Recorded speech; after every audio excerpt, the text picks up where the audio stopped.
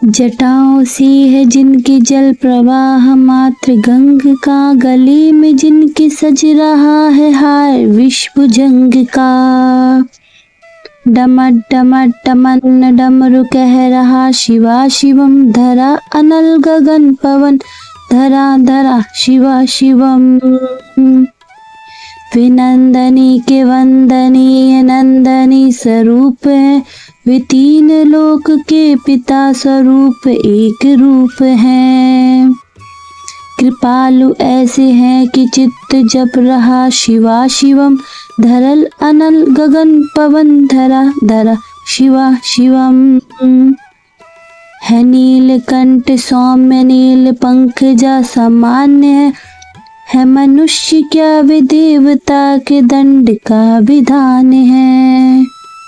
समक्ष उनके काल स्वयं भज रहा शिवा शिवम, धरल अनन गगन पवन धरा धरा शिवा शिवम। जय श्री राधे कृष्ण।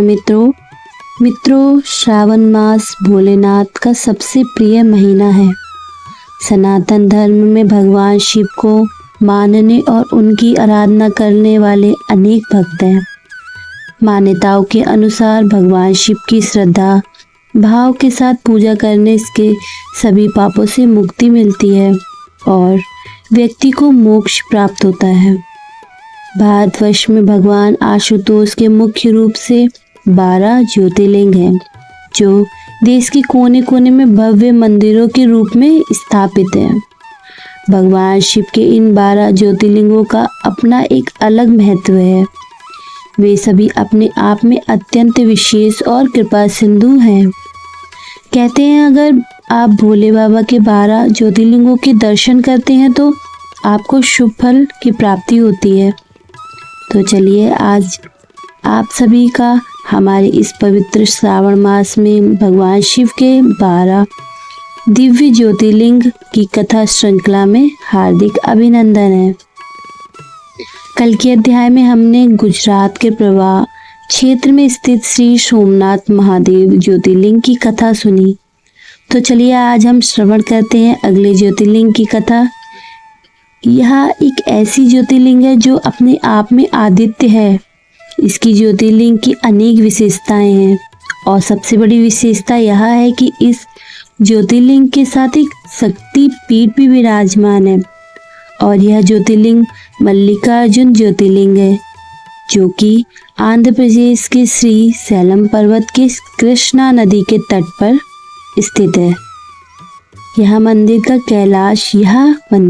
दक्षिण का कैलाश कहलाता है। और जानते हैं इसका क्या कारण है?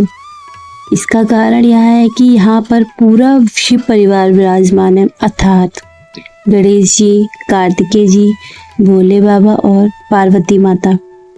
महाभारत में वर्ण आता है कि जब पांडवों को वनवास हुआ था तब अर्जुन ने इसी स्थल पर भोले बाबा की घोर तपस्या करी थी। और एक अन्य कथा के अनुसार जब देवी सती ने अपने आप को भस्म कर लिया था तो विष्णु जी ने उनके अनेक खंड खंड कर दिए थे शरीर के, जिसके परिणाम स्वरूप उनके 52 टुकड़े हो चुके थे।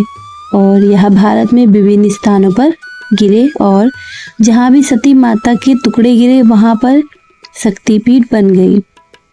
और यहाँ पर भी माता की एक शक्तिपीठ विराजमान है।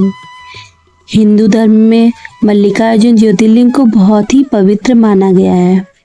इस पर्वत पर जो भी व्यक्ति भगवान भोलेनाथ की कृपा से पूजा करता है उसे अश्वमेध यज्ञ के बराबर फल की प्राप्ति होती है और उसकी सभी मनोकामनाएं शीघ्र ही पूरी हो जाती हैं। तो चलिए अब हम आपको पौराणिक कथाओं के अनुसार इस दिव्य ज्योतिर्लिंग की कथा का श्रवण कराते हैं। पौराणिक हिंदू कथा के अनुसार जब भगवान शिव के दोनों पुत्र कार्तिकेय जी और गणेश जी में इस बात पर शर्त लगी कि उनमें से कौन बड़ा है। भगवान कार्तिक जी का मानना था कि वे भगवान गणेश जी से बड़े हैं, जबकि गणेश जी कहते थे कि वह कार्तिकेय जी से बड़े हैं। इस बात पर माता पार्वती और भगवान शिव ने कार्तिकेय जी और गणेश जी से कहा कि जो भी आप दोनों में से पृथ्वी की परिक्रमा लगाकर सबसे पहले हमारे पास आ जाएगा वही बड़ा होगा। इस बात को सुनकर कार्तिकेय जी अपनी सवारी मोर पर बैठकर पृथ्वी की परिक्रमा करने चले गए। लेकिन चूहे की सवारी करने वाले भगवान गणेश जी के लिए यह काम बहुत मुश्किल था। भगवान गणेश जी को बुद्धि का दाता माना जाता है, इसलिए उन्होंने अपने माता पिता यानी माता पार्वती और भगवान शिव की ही पृथ्वी के समान बताकर उनकी परिक्रमा कर ली। गणेश जी की चतुर बुद्धि को देखकर माता पार्वती और भोले बाबा ने गणेश जी को इस पृथ्वी की परिक्रमा से प्राप्त होने वाले फल का अधिकारी बना दिया। जब कार्तिकेय जी पृथ्वी की परिक्रमा कर वापस आए तब यह सब देखकर वह चौंक गए और फिर कार्तिकेय जी नाराज होकर वहां से अपने माता पिता के चरण छूकर क्रौच पर्वत पर जाकर अधिक ज्ञान प्राप्त करने हेतु तपस्या करने लगे। कार्तिकेय जी को मनाने के लिए शिव जी और माता पार्वती ने नारद जी को वहां भेजा, लेकिन कार्तिकेय जी नहीं माने। इसके बाद सभी देवताओं ने भी कार्तिकेय जी को कैलाश पर्वत पर लौटने की विनती की, लेकिन वह फिर भी नहीं माने। पुत्र के वियोग में माता पार्वती और भगवान शिव दुखी हो गए और जब दोनों से नहीं रहा गया तब वह क्रौच पर्वत पर पहुंचे। माता पिता के आने की खबर सुनकर कार्तिकेय भगवान वहां से और दूर चले गए और अंत में पुत्र के दर्शन के लिए भगवान शिव ने ज्योति रूप धारण किया और उसी में माता पार्वती विराजमान हो गई।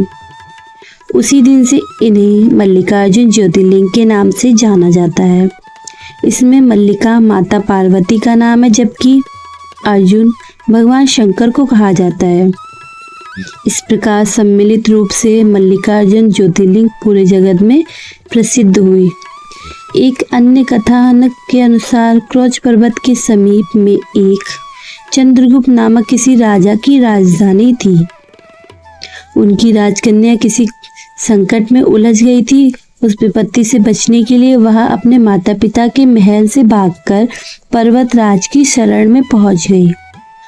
वह कन्या ग्वालों के साथ कंदमूल खाती और दूध पीती थी। इस प्रकार उसका जीवन निर्वाह उस पर्वत पर होने लगा। उस कन्या के पास एक श्यामा गाय भी थी, जिसकी सेवा वह स्वयं करती थी।